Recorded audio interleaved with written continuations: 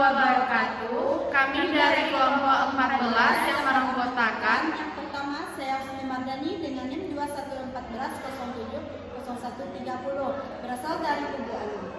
Saya Alia Salsabila dengan NIM 2114070131 yang berasal dari Pasaman Barat. Saya Elvi Kairani dengan NIM 22140709 berasal dari Pangkalan Kota Baru, Kabupaten 50 Kota. Dalam proyek monitoring kali ini, Kami membuat scrapbook yang mana alat dan bahan yang digunakan yaitu yang pertama ada koran bekas, kedua alat tulis seperti pena, pensil, pulpen, penggaris, dan lain-lain. seperti kertas karton warna hitam, koran bekas, terus tali pita, dan tip X, dan kertas jerami. Pada proyek monitoring kali ini, Kami akan membahas Bumi kita terancam bahaya.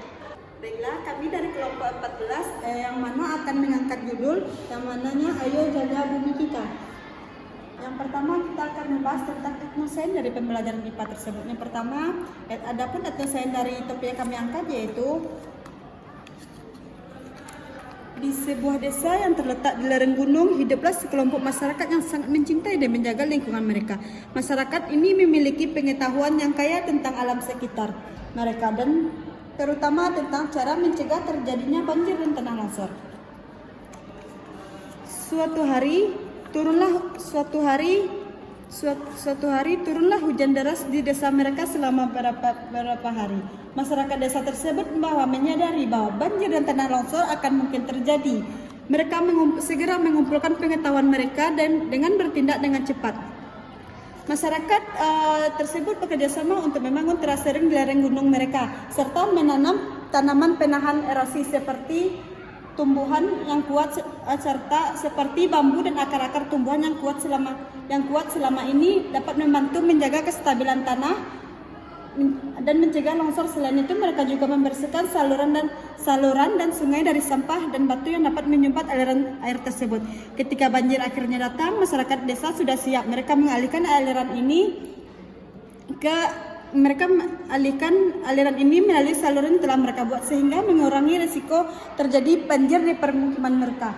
Tanaman penahan erosi yang mereka tanam juga dapat membantu menyerap air dan mengurangi aliran air yang sangat deras tersebut.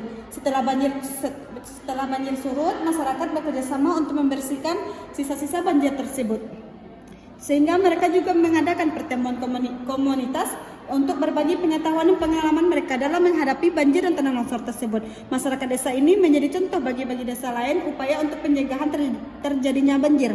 Cerita ini juga menggambarkan bagaimana masyarakat yang memiliki pengetahuan lokal dan mengaplikasikan prinsip-prinsip dapat berperan dalam mencegah dan menghadapi banjir serta tanah longsor tersebut. Selanjutnya yaitu mengintegrasikan dengan ayat suci Al-Quran, yang mana kami mengambil surat Ar-Rum ayat 41 yang berbunyi Bismillahirrahmanirrahim, Zoharul fasadu fil barri wal bahri bima kasabat aydin nasi liyuzikuhum ba'dallazi amilu la'allahum yarji'un, yang artinya telah tampak kerusakan di darat dan laut yang disebabkan akibat perbuatan tangan manusia. Allah menghendaki agar manusia merasakan dari perbuatan yang mereka lakukan tersebut,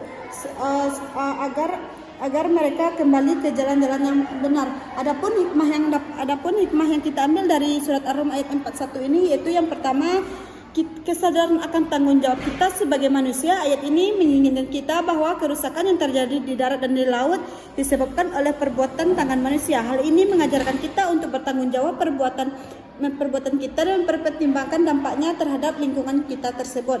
Yang kedua, pentingnya menjaga kelestarian alam. Ayat ini menunjukkan betapa pentingnya menjaga kelestarian alam dan lingkungannya. Selanjutnya, kita akan membahas materi bagian pertama yaitu pengaruh aktivitas manusia terhadap lingkungan. Yang mana tujuan pembelajarannya itu mengenal ragam aktivitas manusia yang berpengaruh terhadap lingkungan. Capaian pembelajarannya itu menganalisis bagaimana perubahan yang terjadi pada lingkungan.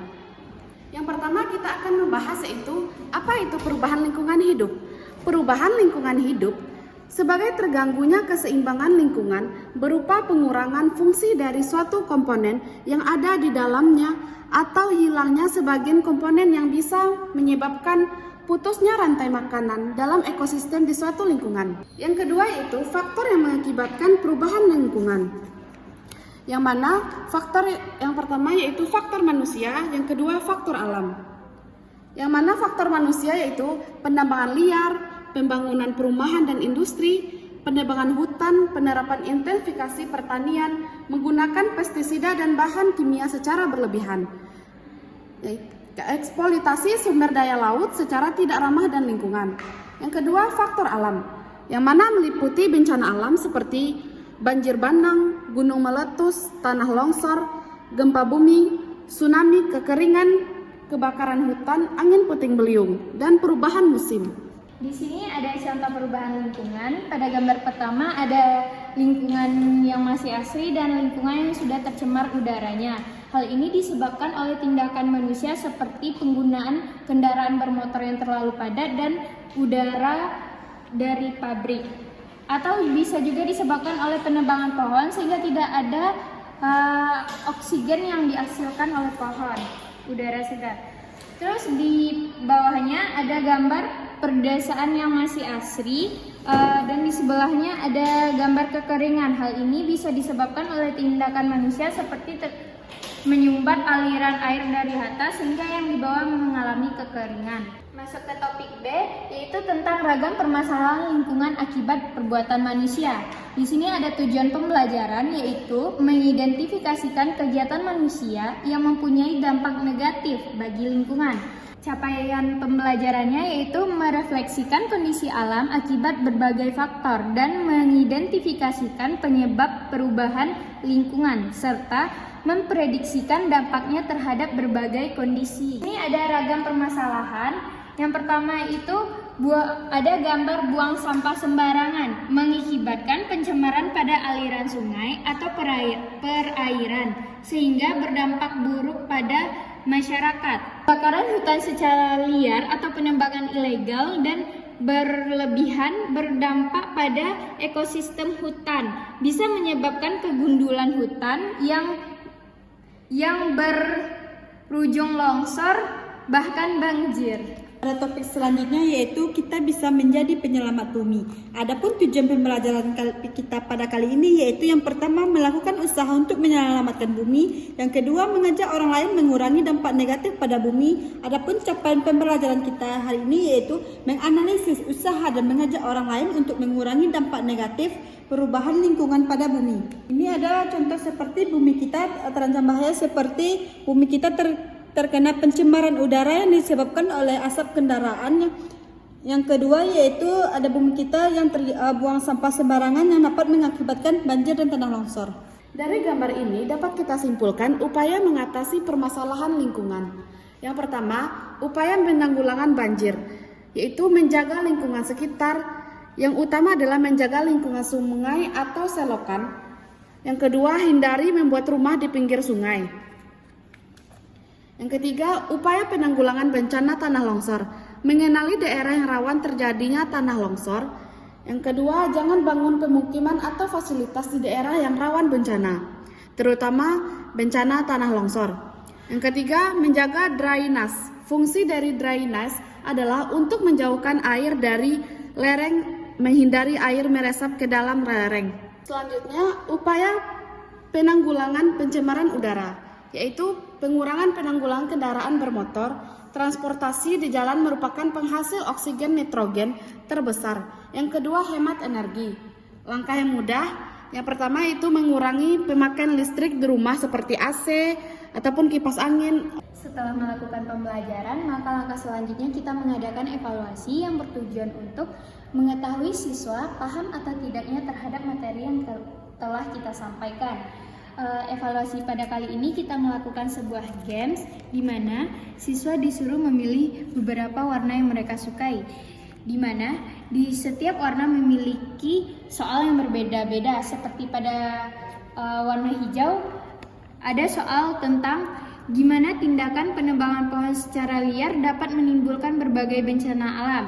Dan warna yang kuning terdapat soal kegiatan pada gambar tersebut merupakan salah satu upaya menjaga lingkungan dari kerusakan-kerusakan seperti apa? Berbeda pula dengan soal yang berwarna biru. Kejadian seperti gambar di samping dapat diatasi dengan berbagai tindakan seperti Itulah penampilan dari kelompok kami. Lebih kurangnya kami mohon maaf. kami akhiri dengan Wabillahi taufiq wal hidayah. Assalamualaikum warahmatullahi wabarakatuh.